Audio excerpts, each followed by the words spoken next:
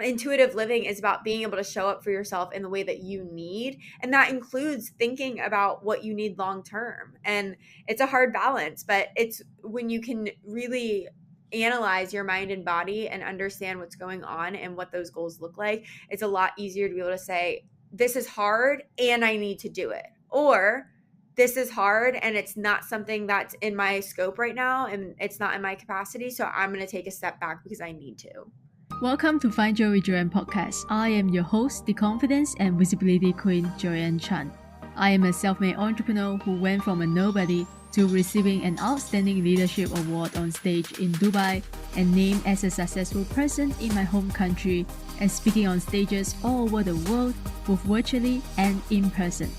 Now, I am on a mission to share what I have learned and what I have done to build my brand and business from scratch and to empower other coaches, leaders, and entrepreneurs to do the same to help you build your confidence, visibility, and authority to make an impact in the world with the meaningful work that you do. Whether you are new to the business world or feeling unsure about public visibility, or you want to be seen and heard in a way that doesn't feel icky but authentic to you, my signature mentorship program, Confident Visibility and Authority Accelerator, is designed to help coaches, consultants, leaders, entrepreneurs, aspiring speakers to overcome visibility fear, to confidently brand themselves and set themselves up as the authority in their industry. You will learn my tested roadmap that is not one size fits all, that supports many business models so you can become visible in the world in your own unique way and show up as the confident entrepreneur you have always dreamed about becoming. Our mentorship weaves together personal development, alignment practices, and modern business strategies. You will do the inner work, strategic development work, energetic work, and get implementation support to clear any blocks in order to up-level your visibility, confidence, and authority to work with more clients and to attract more opportunities. To learn more about the program and see if you are a perfect fit, visit the link www.joyanchan.com/CVAA. Again, that is www.joyanchan.co/CVAA. You can also find the link in the show note below. And every Wednesdays, we are giving you access to the world's best and brightest minds of business in their fields on our show every Wednesday. Listen in as these leaders impart their wisdoms, inspiration, and stories to empower you to live and lead a life with joy. Without further ado, let's dive into today's episode. This episode is sponsored by Get the Law of Attraction. If you have been listening to this podcast, you will know that I am a big believer of the universe and the law of attraction. Get the Law of Attraction is a spiritual and inspirational company that gives you something really good like chocolate chip cookies to feed your soul and your mind every single day. They provide daily Instagram posts and reels on the universe, gratitude, spirituality for your headache life. They also have an educational course on the Law of Attraction and Gratitude Journal, and their links are in the show note below. Go to their website and use promo code JOYAN, JOYAN, when you sign up to get $25 off. Joining us today is a certified health and intuitive living coach. She helps women live confidently through intuitive eating and living, gut health, body image, and wellness. She's a yoga instructor and group fitness coach, and she's here to flip the script in the wellness industry while helping women follow their passions and cultivate the magic in their life. So she's here today to empower you to live confidently and freely in your body. So guys, help me in welcoming the fun, authentic, and inspiring Madeline Elizabeth. Thank you so much for having me. I'm so excited to be here. It's my pleasure for having you on the show because this is one of the topics that I'm passionate about and I know a lot of people are struggling. So I'm so glad that we have an expert in the house today. So Yeah. the first place that I want to start with you is because when I was doing my research, reading about you, you actually mentioned that you spent years hating your own mind and body with diet culture and weight loss, and you couldn't make your own decisions, and you were constantly searching for external validation and love. So I want to know, how did you finally learn to love yourself and start healing your own mind and body? Yeah, it took a long time. I definitely grew up with diet culture all around me. I think a lot of people in this day and age have and do.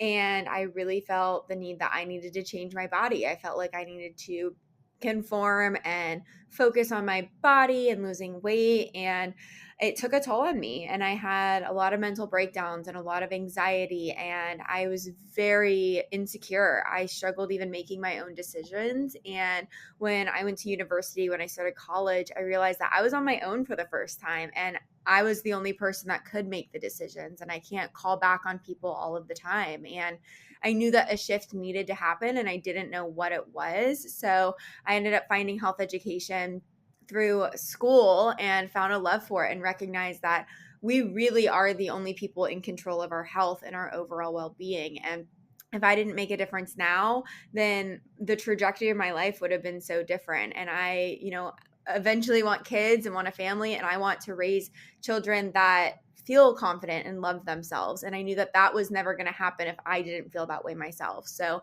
I started working on my mind and body connection through yoga and just slowly, bit by bit, healing myself. And I have loved every step of the journey. It's been hard. There have been hard moments, but overall, it's been really fulfilling. That's awesome. Yeah, I'm sure a lot of people are in the state where they are not loving their body or trying to change their body. So in what, because you are also a fitness, so tell my listeners, what do you do today before I ask Yeah, the question? Yeah. no, I love that. I do a lot of things. So I primarily am a health and wellness coach. So I do one-on-one coaching online with women across the world, which is super cool and rewarding. It's fun connecting with people and hearing about everyone's different backgrounds and how a lot of people struggle and have insecurities, but they all stem from different cultural norms and the way they were raised and stuff like that. So I focus on one-on-one coaching and group programs that are all online worldwide. And then I am also a yoga instructor and group fitness instructor. I do that on the side. I do that a few days a week just because I love it. I love being with people and I love being in that space and watching people learn about their bodies and figure out how to mindfully move in a healthy way. What is the biggest problem that or biggest struggle that you see so many, because after working with so many people, so many women, or coaching so many women, I'm sure you started to see similar patterns, so what is really the number one struggle that most people have today in the world today? Yeah, that's a really good question. I notice it differently on two spectrums. So, in the fitness industry, when I'm coaching classes, it's a lot of diet culture, a lot of people feeling like they need to count every calorie they're eating and really focusing in on what diet is going to be best for them. And then on my health and wellness coaching, it's a lot of people not understanding that they can eat intuitively and that they can actually develop answers that they need within them without feeling like they need to turn to social media or friends and family. Like they can answer it themselves. So in the fitness world, it's very much dieting. In my coaching, it's very much just feeling out of tune with their bodies and not understanding how to create a mind body connection. I love that when you just mentioned intuition, because you are intuitive living coach, and you help people to live a more intuitive life. And I was like wondering how, how do we do that? What exactly can we do to be more intuitive? And so you mentioned about intuitive eating, and can you talk to us more about that, and what do you mean by that? Yeah. So intuitive eating is it's becoming more and more popular across the world and stuff. So it's more of the mindset of being able to, excuse me, trust what your body needs and what your body's desiring and craving and being able to eat those things. So, and really just consuming things that are nourishing to the body. So it's not restricting yourself or feeling like you need to, inhibit, not allow yourself to eat things that you would desire, but recognizing that if you eat the things that you crave in moderation, then you'll cultivate more intuition in your life because you're now being able to trust the signals that your body's giving you. So I've taken intuitive eating and I've now transformed that into a lifestyle. And intuitive living is all about being able to trust your natural instincts, and I use the example of babies all the time. You would never tell a baby who's crying for food that they can't eat, or a baby that wants to crawl around on the floor that they can't move.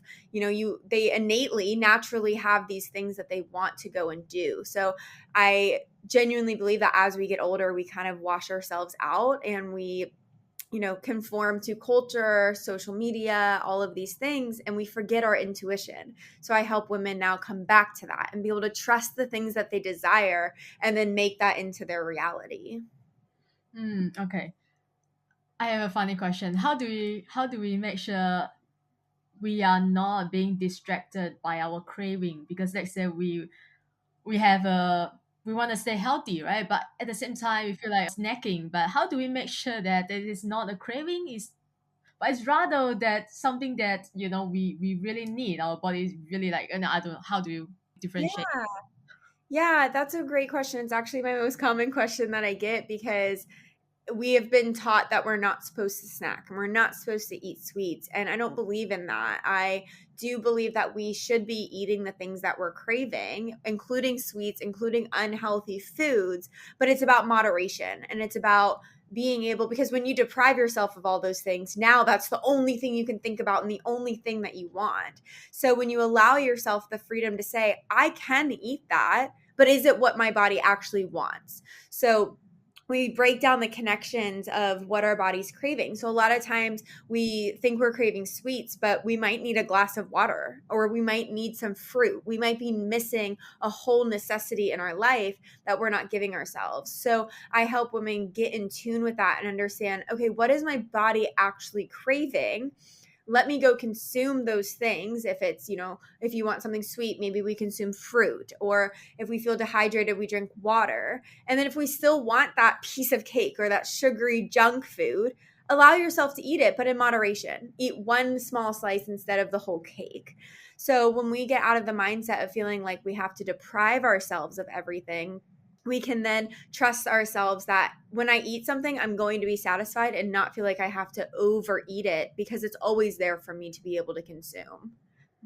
Yeah, I think overeating is another huge issue in the industry in the world today. Yeah. So what are some of your tips for not overeating? Your expert advice. Yeah, so definitely water. I think a lot of people just aren't consuming enough water. And I don't give a specific, I don't believe in like calorie counting or telling anyone that they need to be consuming a certain amount of anything. I think everybody's body's so different, but we naturally don't drink enough water and stay hydrated. So that's a huge thing. And overeating actually stems from a lot of insecurities inside. So I do most of the work that we do is actually mindset work. So a lot of all of our insecurities and our insecurities with food especially all come from our subconscious body, our mental being. So I work with people to rewrite the script in their mind to understand, what our bodies actually need. And that goes with overeating too.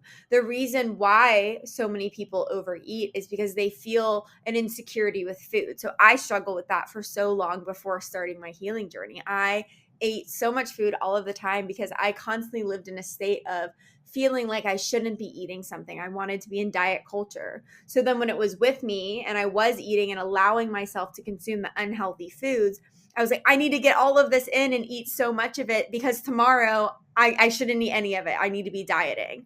So a lot of overeating actually comes from the mindset aspect of it. So I work with my clients a lot on reworking a lot of the mindset work. And then we go from there to figure out what their bodies actually need to feel good with what they're eating. Hmm. So does it mean that when we are eating what we want, that means the next day maybe we need to work harder at the gym or or a yoga mat? It just means that we need to allow ourselves. So, I'm going to use the example of ice cream, for example. Yeah. So, I used to eat ice cream. So, I still eat ice cream a lot, but I used to eat it so much. I would overeat ice cream every single day. And it was because I was living in this sense of I'm not supposed to eat it. When we're told we're not supposed to do something, we crave it more Mm. because our bodies don't know when we're going to safely be able to get that thing again. So I would eat ice cream and feel like it's not safe for my body. I'm telling myself that this is something bad for me. So I want it more. And my body keeps craving more and more of it. So as I've been on this journey for so long, I now can buy a whole thing of ice cream and take 2 bites and I'm happy. And I know it's there. If I want more of it, I can eat it. But I just don't want it because my body knows this is always going to be an option and it's not something bad for you. You just have to learn how to consciously consume it. Wow, wow, wow. I love the term consciously consuming it. Yeah, because when you mentioned about, I also not so it's not like I have overeating issue. Just like I have craving. It's like, oh, the ice cream is there and it's always there in the fridge, and it's because it's there that I will keep thinking about. It's another. It's like I have to finish it. If not, it will always be there. Yeah. But you can also shift that mindset from, because if you have to eat it or it's always going to be there, what are you going to do the next time you go to the store? Buy another thing of it. So it's still always going to be there. So if we rework our mindset to knowing it is always going to be there, whether it's in the fridge or at the store, it's always available to you. So you don't have to overeat it, Mm, because then it will always be available and abundant to you. wow, wow, wow. I love that. Thank you so much for shifting my mindset. Oh, good. Love that. That makes me so happy to hear. So now talking about what are some of the toxic advice in the industry that you see today, and what do you hate the most? Because you're one of the victims, I would say. What do you hate the most? Yeah, I don't want to say the word hate, but yeah, what No, yeah, I totally get what you're saying. I talk about it all the time on social media. So the second you said that, I knew. So two things. One is the constant need for people to feel like they have to be on a diet, which is everything I just already talked about. I just think it's so sad that we feel like we can't consume and nourish our bodies the way that we need.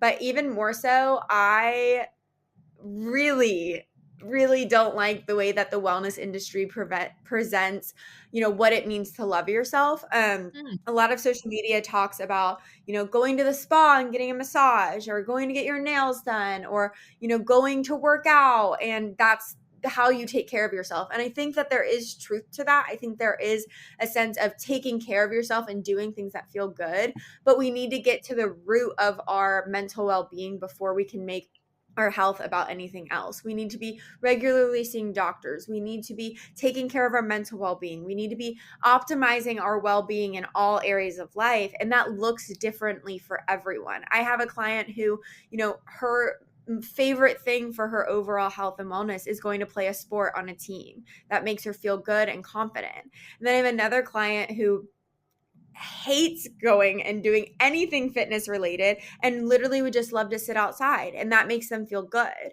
So I really hate online how everyone talks about the best thing you can do for yourself, but that's not true. That's not true for everyone. So I don't like the way that it's presented and how toxic wellness culture really talks about how all these different things we can be doing and spending all this money to feel good about ourselves, but it's really just what feels good within. yeah, yeah. It's interesting because I had another guest on the show before, and she was a skin therapist or something before started coaching, and she was telling me that a lot of women came to her shop at the time, and they were getting their hair done, nails done, everything done, spa, massage, Yeah. everything, and they walk out the store still not feeling good about themselves, and then Yes. realize Yes. it's not working, it's not how it's supposed to be, and yeah, so.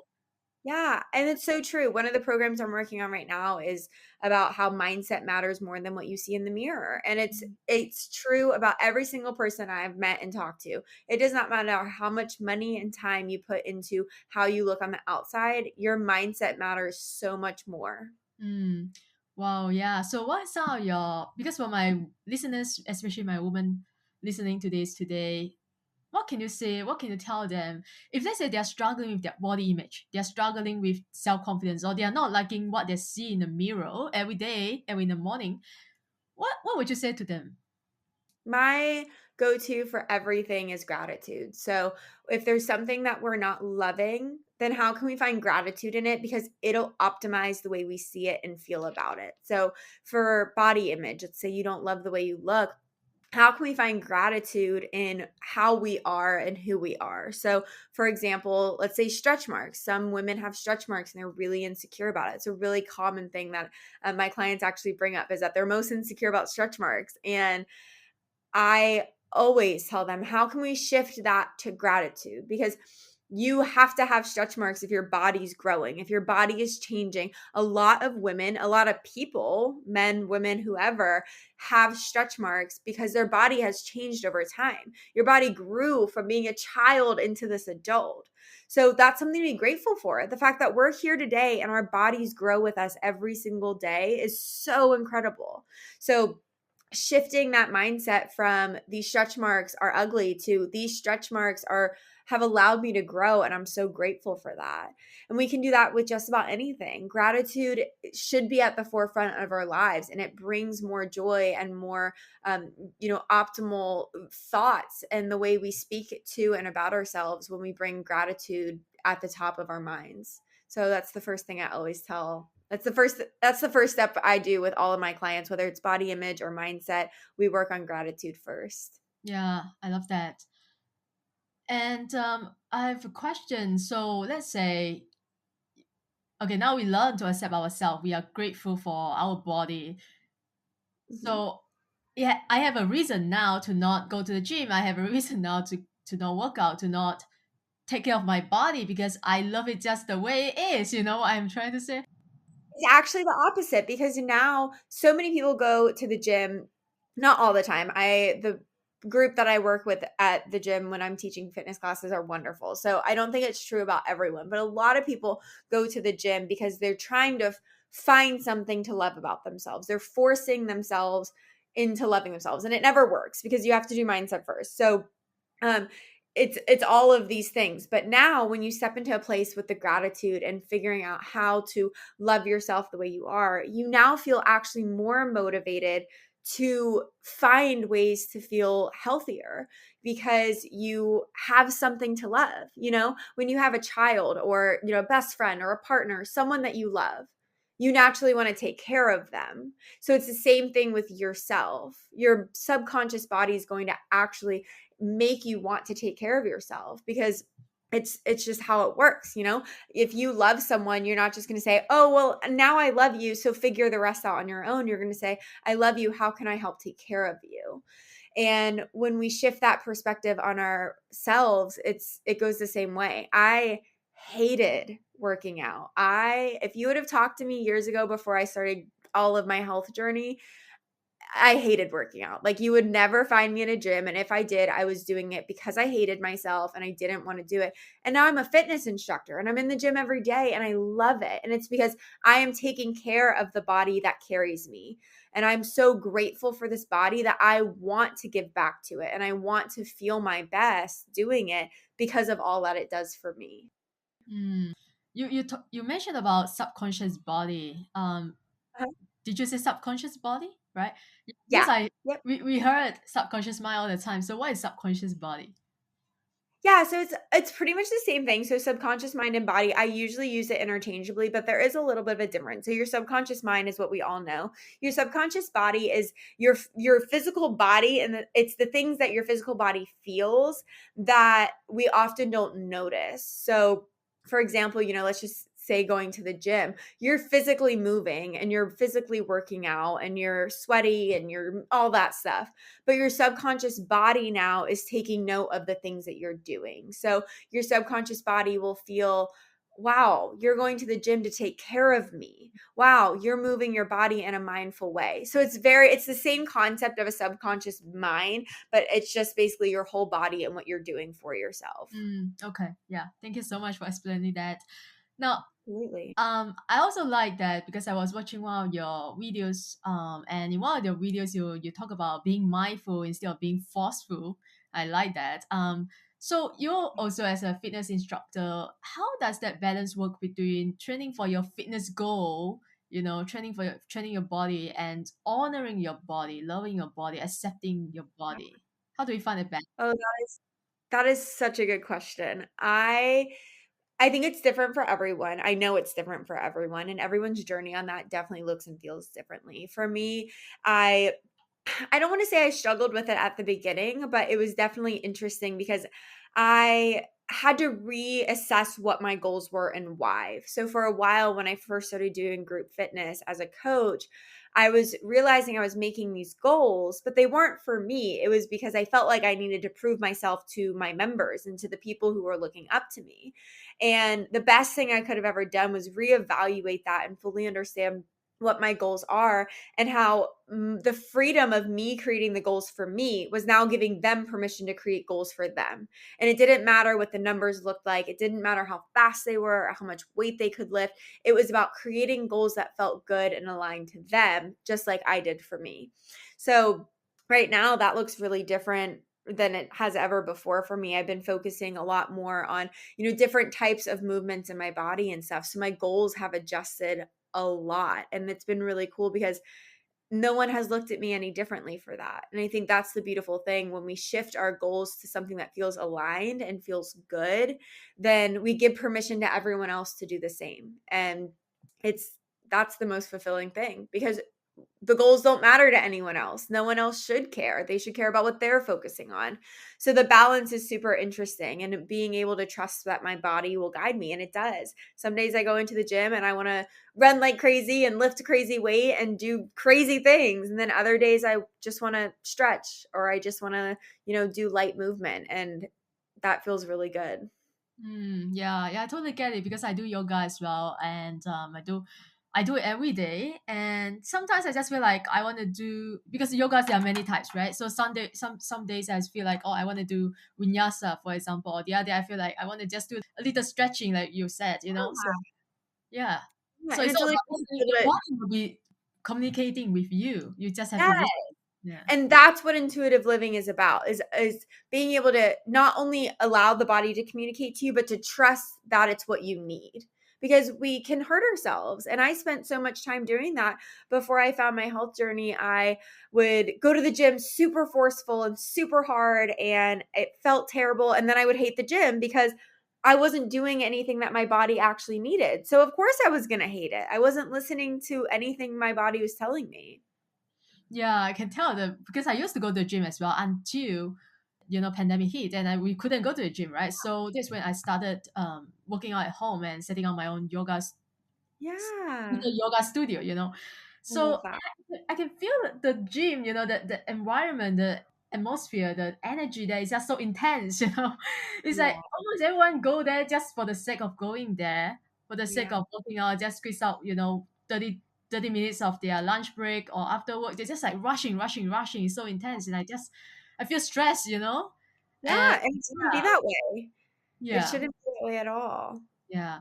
Do you have any one or two questions that we can ask ourselves to start understanding what feels good to our body in our day-to-day life? For example, maybe when you wake up in the morning, do you have a question for yourself? Like, do you ask yourself, what do I need today? And then you just pause and listen.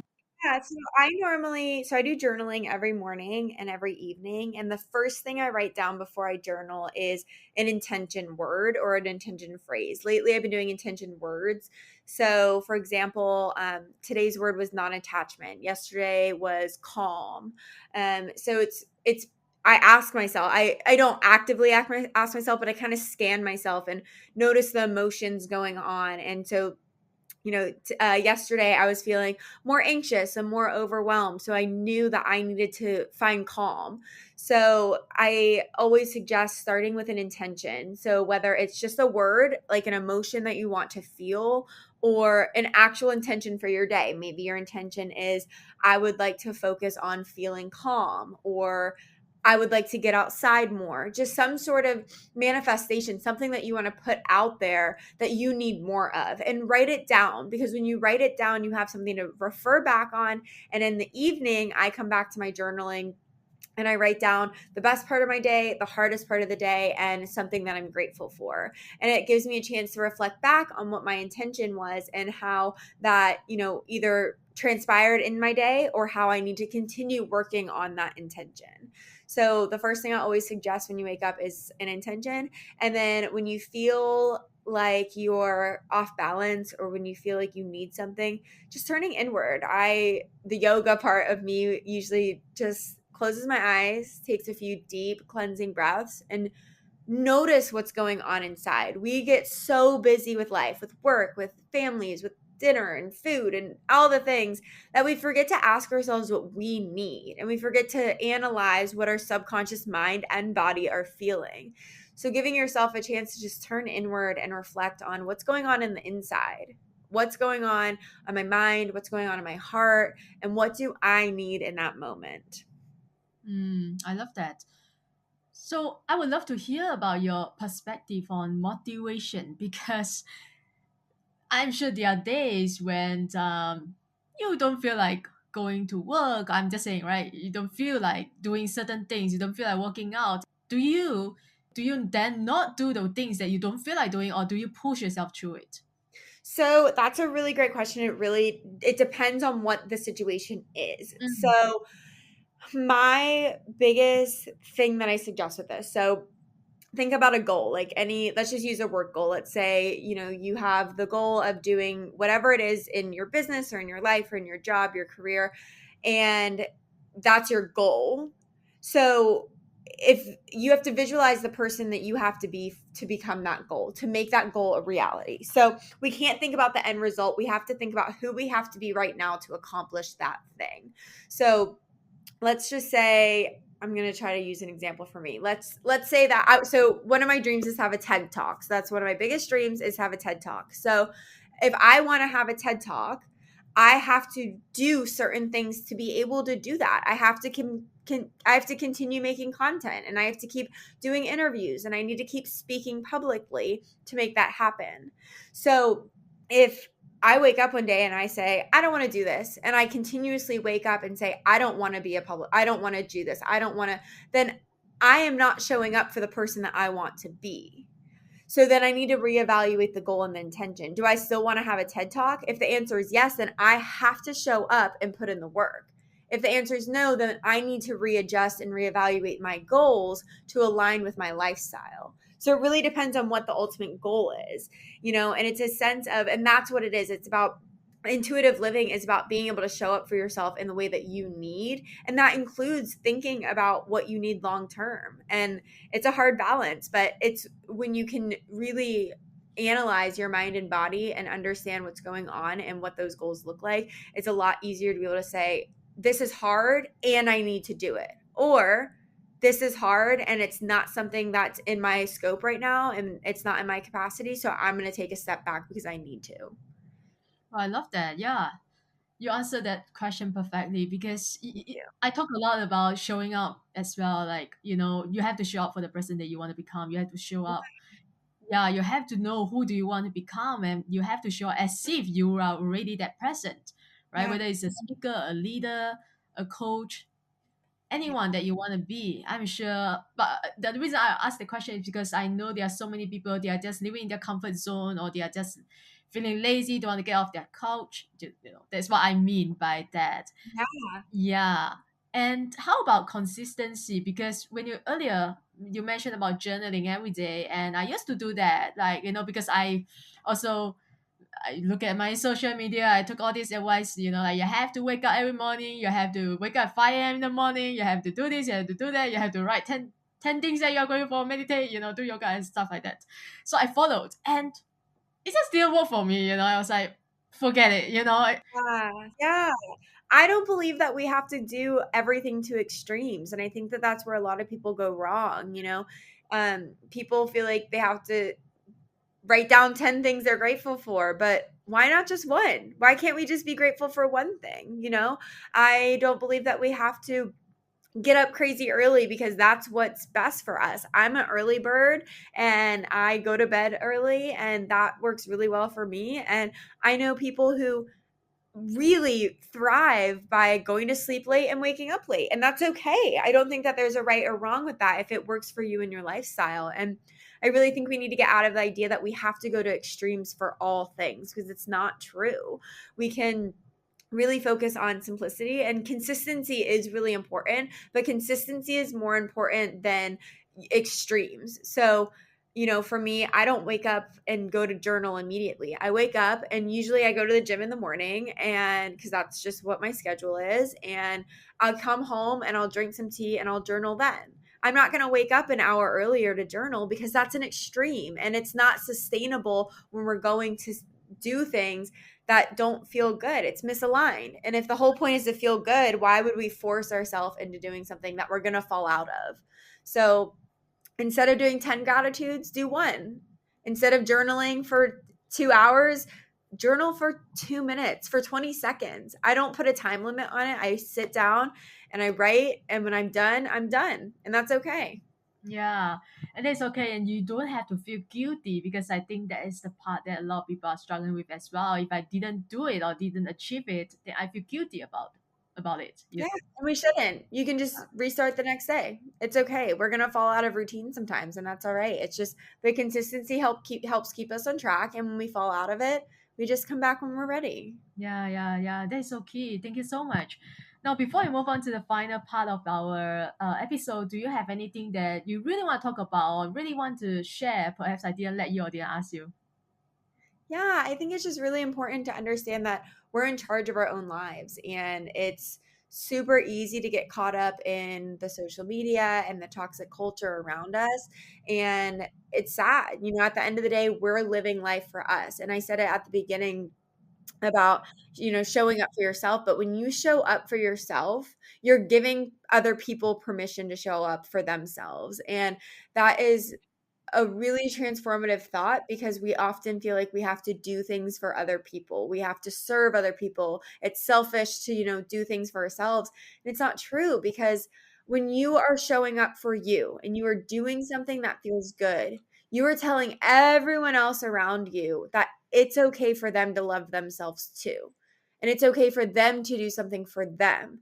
So then instead of outwardly serving, we can all inwardly serve while doing it together. And we really come into communion with each other. And I think that that's just really beautiful. So it's okay to show up for yourself. It's okay to ask for help. And it's okay to lean into other people and do it together. This life's scary and weird and hard. And it's really cool when you can find people that want to support you and are there for you.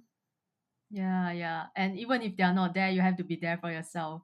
Exactly. Absolutely. Yeah. Yeah. At the end of the day, like, we have one life in this body, and we are in this body for our entire lives. So we have to lean inward. Yeah. Actually, I totally agree with every single word you said, because I am such a big advocate for self love, but not the toxic way. It's like you Yeah. are the longest relationship that you have. The longest relationship you have is with yourself. Yeah. The relationship you have with yourself. Yeah. So yeah, I love this conversation so much, and thank you so much for being here. And we always end our show with final five rapid fire questions. Okay. So these are the five questions that I ask all my guests at the end of the show, and the answer, it has to be answered in one word or one sentence maximum. Oh goodness. Okay. Okay, so I actually have a different set of questions for you today based on what you do and based on our conversation. So the first question is, what is the best self-love advice that you have ever heard or received? The best self-love that advice I've ever heard is a quote by Brene Brown, and it's don't shrink, don't puff up, stand your sacred ground. And yeah, that's it. I I love her so much. do The too. second one, what is the worst self-love advice that you have ever heard or received? Oh goodness, definitely anything with diet culture. Everyone tells me about the newest diet that I need to try, and I hate that and won't do it. If you could live your life all over again, what would you do differently? Hmm, nothing. I wouldn't be where I am today. Wow, beautiful. What is something you're trying to learn or curious about right now? Ooh, that's a good question. Right now I'm really learning a lot about just growing my business, scaling my business, and getting group programs out there more. Cool. The last question is, what brings you joy? Friendship, laughter, connection, being in connection with other people right now is a huge one. Yeah, thank you so much. I'm sure a lot of people, they want to get to know you more or join your program or have a coaching with you. So where's the best place for people to find you? Yeah, best way is definitely Instagram. It's called my Instagram is essentially.maddie. My website is essentiallymaddie.com. And I'd love to offer anyone who listens to this podcast, send me a message and I'll give you a free coaching call and help you set good intentions to help you love your body. Love it. Thank you so much for the generous offer of my listeners. And all right, guys and girls, I hope you love this episode. Go follow Madeline. Go to her website. Check out all the amazing things that she's doing. Put a call with her. I'll put all the links in the show note below. So make sure you check it out and follow her. If you want to learn more about what I do, you can go to my website, joyanchan.com, and also follow me on Instagram if you haven't already at joyan.chan, and tell us what is your biggest takeaway from this episode. If you haven't subscribed yet, hit the subscribe button so you won't miss another episode. And I will always leave you the same way as I leave you with every other episode. Show up. The world needs you and you need you. Thanks for listening, and I wish you all a joyful and amazing day ahead. Thanks again to our sponsor, Get the Law of Attraction. Follow them on Instagram for daily spiritual enrichment and encouragement, especially if your spiritual ice cream cone is melting a bit. You will get a fresh scoop of your favorite flavor of spiritual encouragement and insights. Find Joy with Joyan listeners will get $25 off when you go to their website and use promo code Joyan, Joyan, when you sign up for their Law of Attraction course and gratitude journal. Once again, that is Joyan, Joyan, for $25 off, and their links are in the show note below.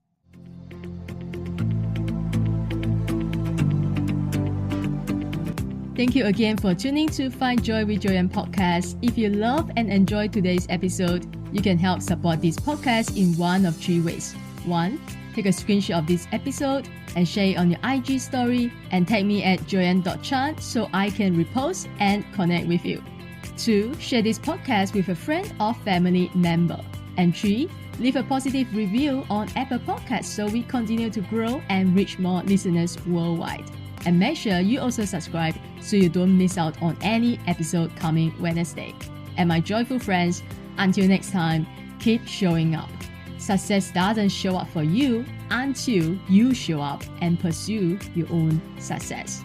Again, thanks for being here, and I will see you soon in the next episode.